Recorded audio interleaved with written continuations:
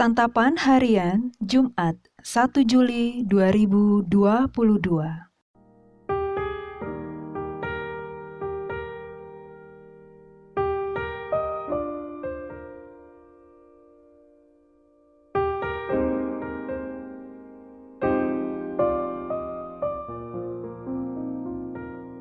Inilah program Santapan Harian, sebuah program yang mengajak Anda menelusuri isi Alkitab agar Anda menemukan makna firman Tuhan sesuai dengan konteksnya.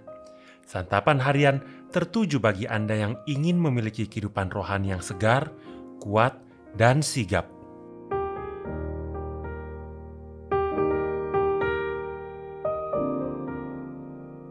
Hari ini kita akan membaca Roma pasal yang ke-7, ayat yang pertama hingga ayatnya yang ke-12. Namun sebelumnya, mari kita berdoa. Engkau adalah Allah yang penuh kasih, dan itu nyata di dalam firman-Mu. Di saat ini, kami akan merenungkan perbuatan kasih-Mu serta pesan-Mu di dalam firman-Mu. Di dalam terang firman-Mu, Sang Kristus Yesus, kami memohon. Amin. Roma pasalnya yang ke-7, ayat pertama sampai 12.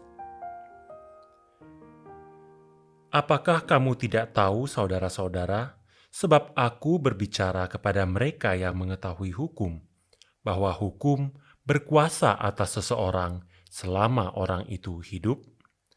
Sebab seorang istri terikat oleh hukum kepada suaminya selama suaminya itu hidup. Akan tetapi, apabila suaminya itu mati, bebaslah ia dari hukum yang mengikatnya kepada suaminya itu. Jadi, selama suaminya hidup, ia dianggap berzina kalau ia menjadi istri laki-laki lain. Tetapi, jika suaminya telah mati, ia bebas dari hukum, sehingga ia bukanlah berzina kalau ia menjadi istri laki-laki lain. Sebab itu, saudara-saudaraku, kamu juga telah mati bagi hukum Taurat oleh tubuh Kristus, supaya kamu menjadi milik orang lain, yaitu milik Dia yang telah dibangkitkan dari antara orang mati, agar kita berbuah bagi Allah. Sebab waktu kita masih hidup di dalam daging, hawa nafsu dosa yang dirangsang oleh hukum Taurat bekerja dalam anggota-anggota tubuh kita agar kita berbuah bagi maut. Tetapi sekarang kita telah dibebaskan dari hukum Taurat, sebab kita telah mati bagi Dia yang mengurung kita, sehingga kita sekarang melayani dalam keadaan baru menurut roh dan bukan dalam keadaan lama menurut hukum Taurat. Jika demikian, apakah yang hendak kita katakan? Apakah hukum Taurat itu dosa?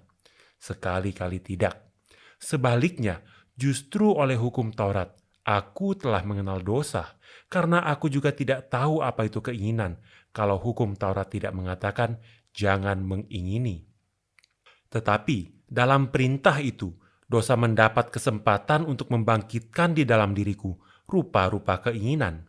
Sebab tanpa hukum Taurat, dosa mati. Dahulu aku hidup tanpa hukum Taurat. Akan tetapi sesudah datang perintah itu, dosa mulai hidup. Sebaliknya, aku mati. Dan perintah yang seharusnya membawa kepada hidup, ternyata bagiku justru membawa kepada kematian. Sebab dalam perintah itu, dosa mendapat kesempatan untuk menipu aku. Dan oleh perintah itu, ia membunuh aku. Jadi, hukum Taurat adalah kudus, dan perintah itu juga adalah kudus, baik dan benar.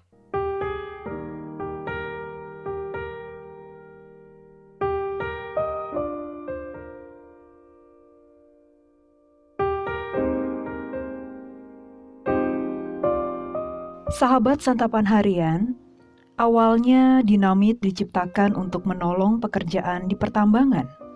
Namun di kemudian hari, orang-orang memakainya dalam perang untuk mengadakan banyak hancuran. Sesuatu yang baik menjadi sarana maut. Begitulah fungsi hukum Taurat berkaitan dengan dosa menurut Rasul Paulus. Taurat pada dasarnya baik dan kudus. Namun karena manusia dikuasai natur dosa, Hukum yang baik itu justru merangsang manusia untuk semakin berdosa. Hukuman maut menjadi tak terelakkan. Namun oleh karya salib Yesus, Allah melepaskan kita dari belenggu Taurat dan dosa. Kita telah putus hubungan dari Taurat dan dosa dan dipersatukan dengan Anak Allah yang hidup. Pemaparan di atas menyingkapkan kengerian dosa kepada kita. Dosa tidak hanya jahat, tetapi juga dapat mengubah yang baik menjadi jahat. Dosa membuat manusia menyalahgunakan kebaikan Allah. Uang itu baik, mempunyai keturunan itu baik, tetapi dosa membuat orang-orang memberhalakan uang ataupun anak-anaknya. Oleh karena dosa, manusia selalu mencurigai Allah. Segala hal yang diizinkan terjadi di dalam hidup manusia dianggap sebagai kutuk atau cobaan dari Allah. Bagi orang berdosa, semua yang dilakukan Allah selalu dipersepsikan salah. Kiranya kenyataan itu menjadi peringatan bagi kita. Betapa malangnya nasib orang yang dikuasai dosa. Hal yang baik menjadi buruk baginya. Segala kekayaannya menjadi kutuk. Segala pencapaiannya sia-sia.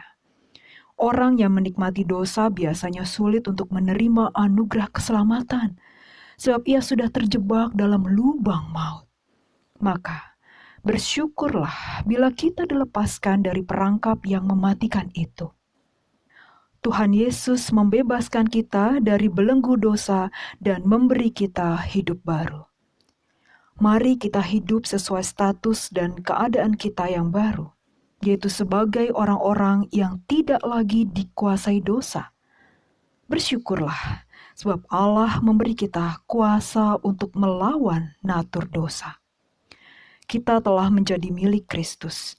Dialah kepala dan Tuan kita. Bagi Kristuslah seluruh hidup kita. Mari kita berdoa. Bukan karena kekuatan dan perbuatan baik yang menyelamatkan kami, namun karena anugerah kasih-Mu ya Kristus. Engkau yang menghidupkan, meneguhkan, dan menguatkan kami. Kini, kami adalah milik-Mu sepenuhnya. Kami berserah kepadamu. Di dalam kasih-Mu Yesus, kami bersembah. Amin.